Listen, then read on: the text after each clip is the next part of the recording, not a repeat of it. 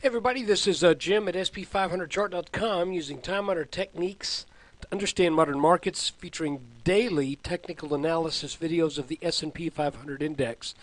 This video is being recorded after the close on October 11th, 2011, and it's being released to subscribers, but everyone will be able to see it after the close on the 12th. So we'll get to find out if how I did on the directional call, taking today's action into account. But before we get into that, I need to remind you that the website, sp500chart.com, and this video are for educational purposes only, and nothing stated at the site or in this video is intended to be used as investment advice. I control lines on charts, but you have to draw your own conclusions from your own research and make investment decisions that are suitable for your personal financial situation.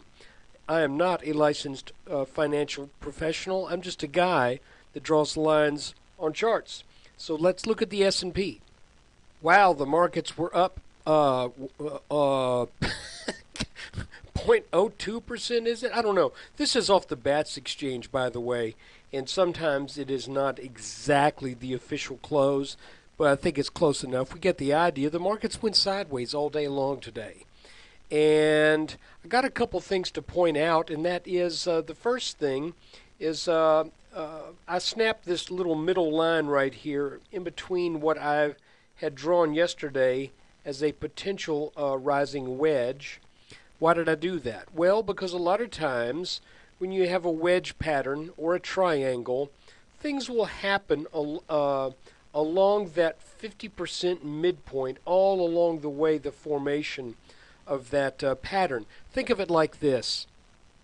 Human behavior is a natural thing, just like you might pick up a seashell at the beach and you would see that that there's an overall conical shape, but it's kind of also like a what's the word? It's helical. It's like a spiral. But also, as the spiral gets smaller and smaller, so do the details.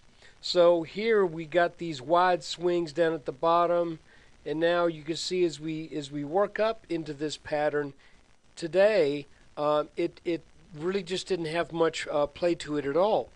Now I was a little surprised that that the S&P kind of squirted sideways out of this, and I'm not frankly quite sure to call that a break or to call that possibly a need to consider an adjustment of a line.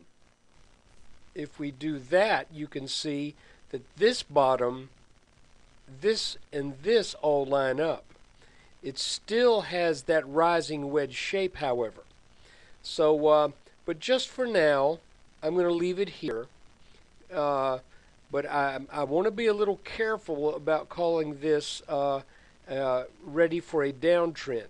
You can see today that if we work off of this line that takes this second low on the 4th and the low at the end of the day on the 7th, if we go in and look at a 2-minute chart, you can see kind of how that line seemed to produce, call it a little magnetism or whatever. The prices, the S&P level was kind of hugging the underside of that. Then it decided to go sideways for a bit. So what does this look like? Well, to be honest with you, you can clearly see that there is resistance just under 1200 right here. But what makes me think that this is probably, well, I want to be careful here. What gives me a suspicion that the market has higher to go is the shape of this. This looks like a flat top, and I know a lot of people say flat tops produce market drops, but flat tops also, when they break out, can tell you that this can kind of signal an area of resistance, and when you've hit it so many times like we did today, it would not surprise me to see this eventually break out, and then we head up for a good solid back test of this line right here. So the wedge is mildly suspect at this point because of that action. Typically, wedges will form with a few more touches, and they also, like oftentimes, once they break down with a vengeance. It's almost as if this is a waterfall. The water gets taken up this structure, and then when it falls out, it just crashes. But we did not get that today, so that leads me to consider that maybe this is working, or maybe that's what stopped it today, because obviously this low has technical significance back here on the 4th. That's the lowest the market has been in, well, what, over a year. So that's kind of what I see going on right now. I am still waiting for a little bit more confirmation that this pattern is going to produce a downward result. I don't think I got it today. I would call this maybe a chink in the armor, but not a definite break, because of the action as it came sideways.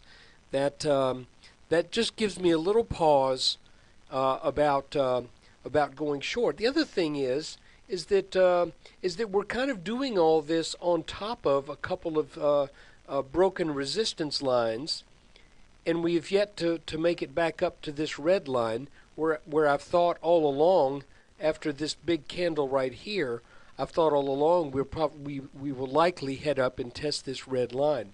But guys, there's one other thing I want to share with you, and that is, with all the kind of volatility that the markets have been in over the past 9 weeks or so, anything that any technical analyst has to say, I think you got to take it in light of the wild swings we've been having, and either be really nimble, Jack be quick, or just, use your own judgment is what I'm trying to say, because we've had some just crazy stuff go on over the past couple of months. And the last thing I want to do is tell somebody something and have them take my word for it, and then the market goes on some tear in an opposite direction, because quite frankly that is possible as I'm looking at the chart here and seeing all of this volatility.